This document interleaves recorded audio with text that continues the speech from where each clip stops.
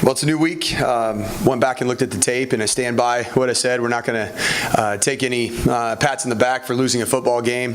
But at the end of the day, it's really all about showing significant improvement, as a football team, as players, as coaches, from week to week, and we did that. Ultimately, the most important thing is getting a victory. The result is what we want.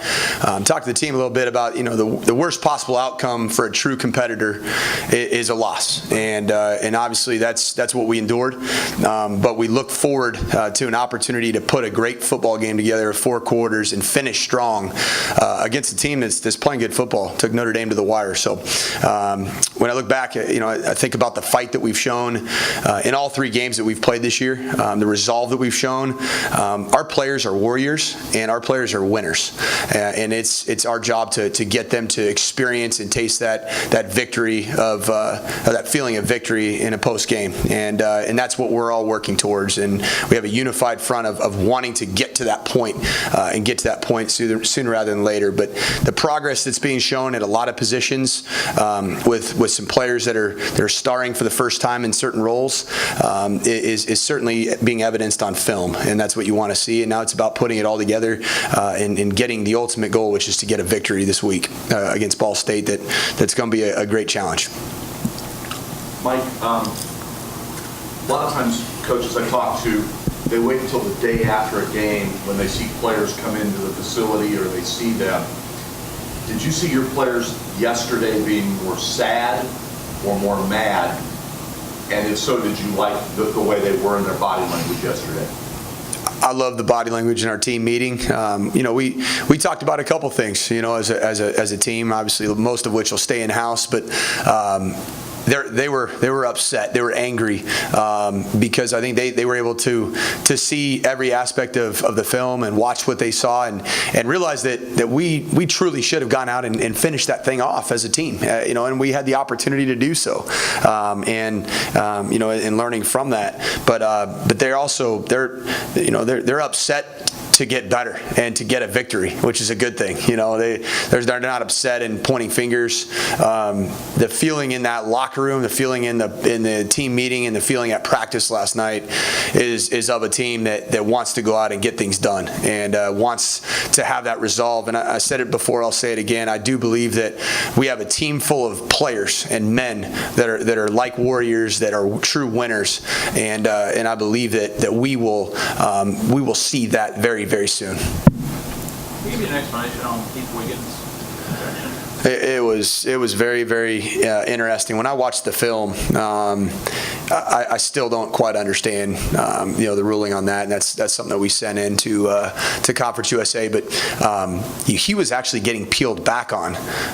It was one of those return plays where he's now the defenseless player because he was on obviously on the punt team, and then all of a sudden when you go from on punt team to being a defender down the field in coverage, you got crackback blocks that are coming right at you. That's exactly what happened. There was a crackback block coming right at Heath, and Heath doesn't see him out of the corner of his eye. Last second, he sees him, and he kind of gets his head on a swivel, and it's a true helmet-to-helmet from the blocker, and he's the one who gets ejected for targeting.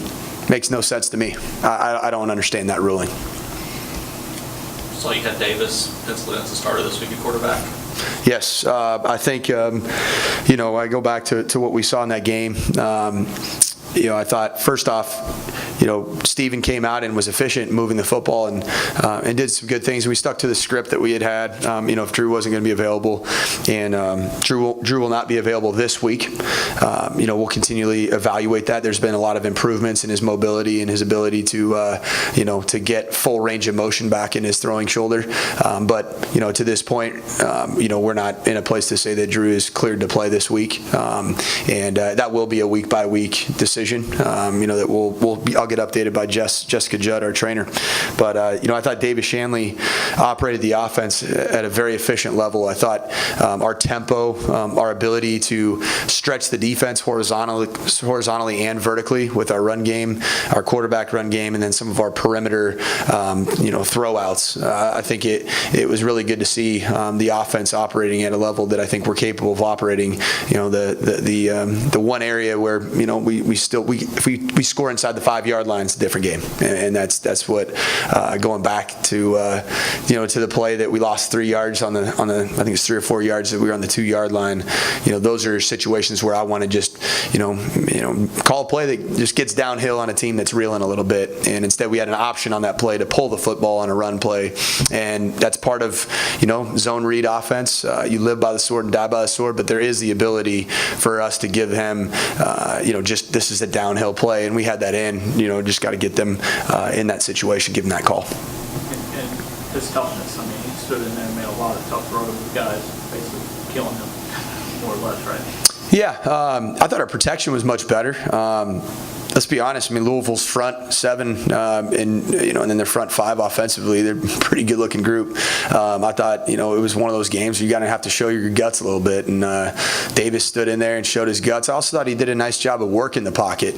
And one area of his game that will continue to increase and improve is when it's not there, step up into the pocket, take off and run for a 3rd down conversion, and those are the things I know he's capable of doing, and he's shown us in spring ball and fall camp that he can take off and get you a first down on a 3rd and 7 by just taking off and running. You got the one on a quarterback draw, but he's got a great feel and good knack. And the one thing I liked about him is when I watched the film, I saw a guy that was that you saw he played within the system. You watch his progressions, his feet, his timing.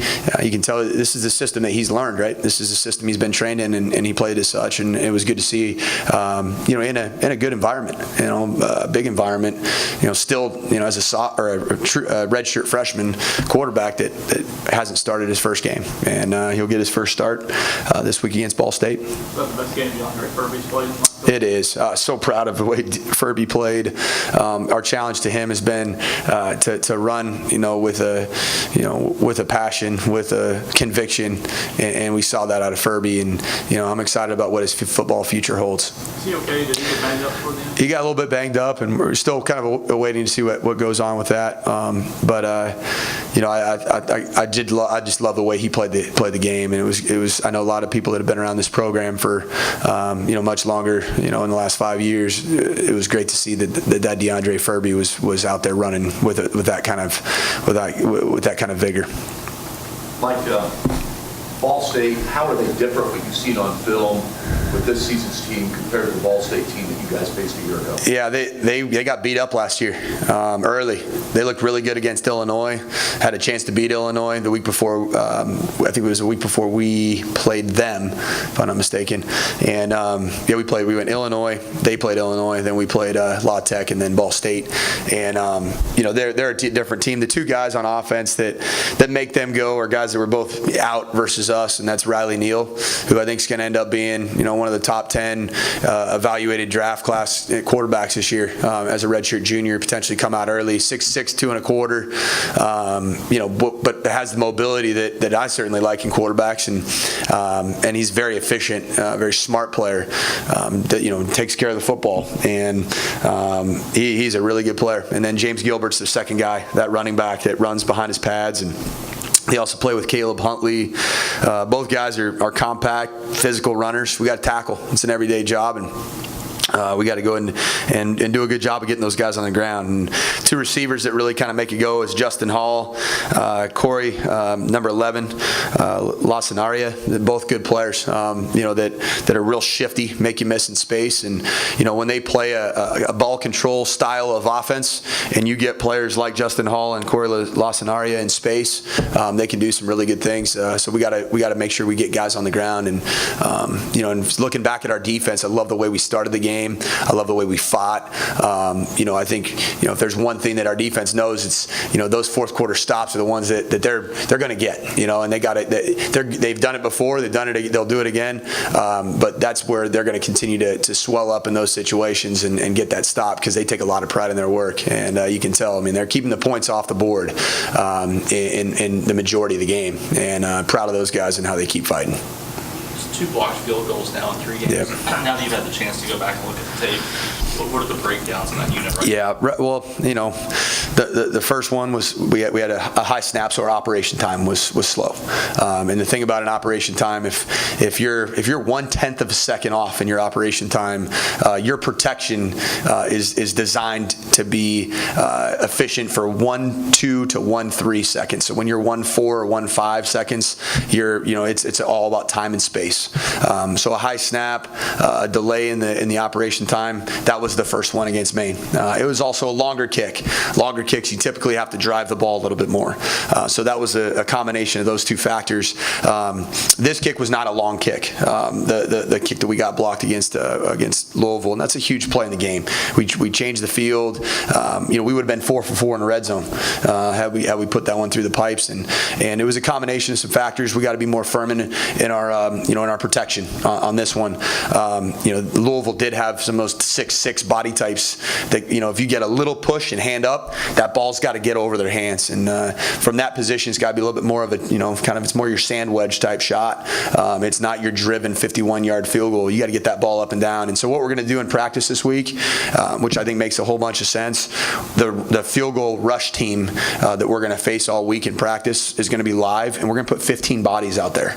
And what that means is it's not obviously 15 on 11, but it's going to make sure that every single gap on your field goal protection unit is being challenged. Every single gap and the edge, so multiple edge rushers, and then we're also going to have the agile bag being held up to make sure we get that kick over a 6'7", 6'8" type of a player. So it's a combination of some factors. We will get it fixed, and that's our job as coaches, and that was our challenge to our coaching staff. Our Coach Woods as the offensive line coach that works with that unit, and then Coach DeBerry and Coach Crum is that unit needs to be an automatic score team unit, and we got to get back to that place where we know that unit is being tested in practice, so we can go out there and play flawlessly and execute. And I haven't lost hope in that unit.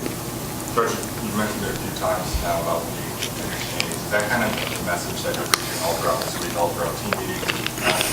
It is. I think continuing to no matter what time of the game it is, to play it one play at a time is big. The other thing we're going to do is, and this is a great idea that Coach White, Clayton White, who does a phenomenal job both as a defensive coordinator but also as a sounding board, other places that he's coached at, we're going to implement, and basically we're going to practice. Our practice structure is going to have quarters next to it, and so we're going to hold up the fourth quarter when it's the fourth quarter of compete practice, and we're going to do some competitive stuff at the end of the game or end of practice to simulate the end of a game, just to take that extra level of focus into the fourth quarter, and to make sure that we emphasize in practice that fourth quarter is where our focus has to be, not only as good as it was the first 3 quarters, but that energy, that enthusiasm, and that focus has to be at another level, a finishing level, a fourth quarter level, and that's how we're going to practice this week. Anything else?